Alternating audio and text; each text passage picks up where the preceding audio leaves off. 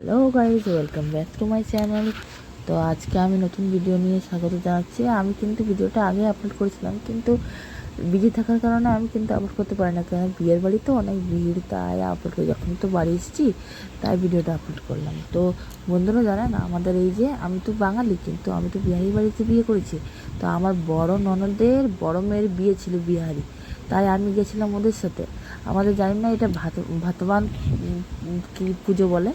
আর এটা বিয়ের মানে সকালে, বিয়ের দুদিন আগে সকালে সবাই ঝুড়িতে প্রসাদ নিয়ে পুজো করতে যায়। তো আমি বললাম চলো আমিও তাহলে যাই, আমাকেও যেতে ভালো লাগলো। সবাই যতগুলো বউ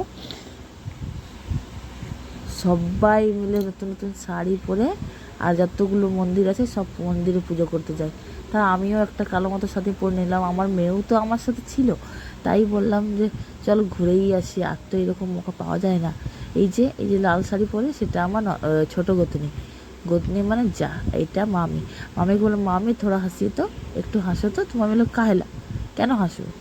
আর ওটা নিয়েই আমি মজা করতে লাগলাম। এই যে আগে সবাই, এই যে ঠাকুর আছে এখানে সূরজ মন্দির, সবাই সূরজ মন্দিরের কাছে পুজো করতে যাচ্ছে। আমি একটা ছেলেকে দেখে হঠাৎ অবাক।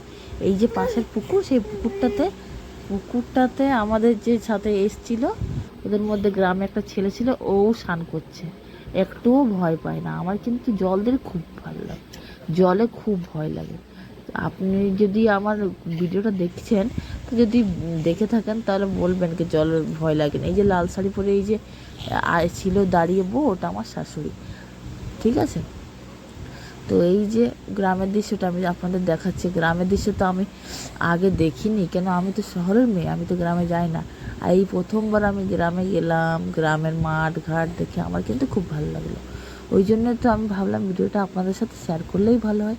এই যে ধানের ক্ষেত, আর ধানের ক্ষেতের মাঝে মাঝে রাস্তা, আর রাস্তা দিয়ে যেতে খুব ভালো লাগছিল আমার। তাই মেয়েকে কোলে তুলে আমি আগে যাচ্ছিলাম, আর এক ভিডিওটা করে নিচ্ছিলাম। ভাবলাম বন্ধুদের সাথে শেয়ার করলে তো আমার খুব ভালো হবে।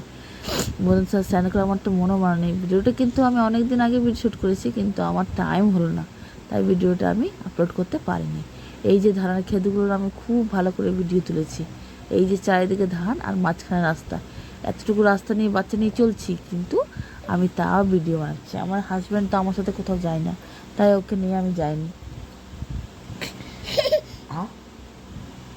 এই যে আমার মেয়ে আমাকে অনেক প্রচণ্ড বিরক্ত করে, তাই আমি ভিডিও আপলোড করার টাইম পাই না, ভিডিও বানানোর টাইম পাই না। এই যে কিছুদিন ধরে বাচ্চা আমাকে খুব পরেশান করছে, খুব দ্বিতীয় আমাদের মেয়ে।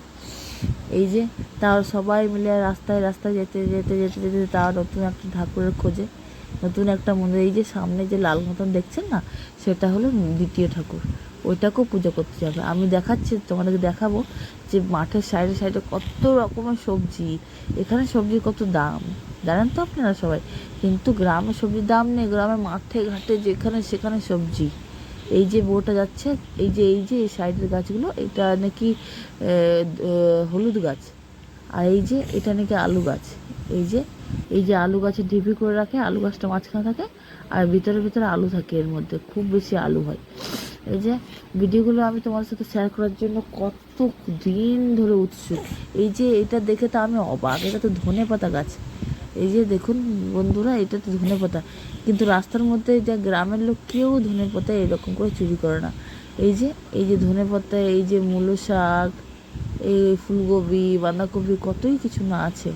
আমি তো গ্রামে প্রথমবার গেলাম, আমাকে খুব ভালো লাগলো। গ্রামের সাইডে গাছপাত, এই যে একটা দিদি, যেমন আমার জামাইবাবুর বোন, তা আমার দিদিই লাগবে। তাই ওকে জিজ্ঞেস করলাম যে আপনি কোথা থেকে এসছেন। তো জিজ্ঞেস করলেন, সে বলে কি আমার এটাই তো আমার বাপের বাড়ি, তাই আমি এসছি, ভাই ডেকে পাঠিয়েছে আমিও এসছি। এই যে কথা বলতে বলতে আমার যে টাইম কাটছে, সেটা নিয়েই তো আমি চর্চা করছি আপনাদের কাছে। আমার যদি ভিডিওগুলো আপনাদের ভালো থেকে তাহলে লাগে থাকে, তাহলে প্লিজ কমেন্ট করবেন। আর কমেন্ট করে জানান, কেন কি আমি এত কষ্ট করে ভিডিও আপলোড করছি বাচ্চাগুলো নিয়ে, কেউ যদি কমেন্টে রিপ্লাই দেয় তাহলে তো আমার অনেক ভালো লাগবে, তাই না? হ্যালো,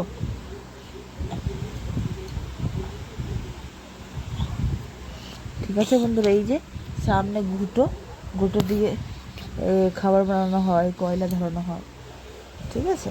আর এই যে পুরো ক্ষেত, আর ক্ষেতের মাঝে দিকে আমরা যাচ্ছি কথা বলতে বলতে। এইভাবে যেতে যেতে যেতে যেতে আমাদের পথটা শেষ হলো। আর শেষ হতে ফির আমরা নতুন এক ঠাকুরের খোঁজে, মন্দিরের খোঁজে আমরা আগে বাড়ছি। এই যে সব থেকে আমি পিছনে আছি, কেন বাচ্চা করে নিয়ে চলতে তো অনেক অসুবিধা হয়, তোমরা তো জানোই।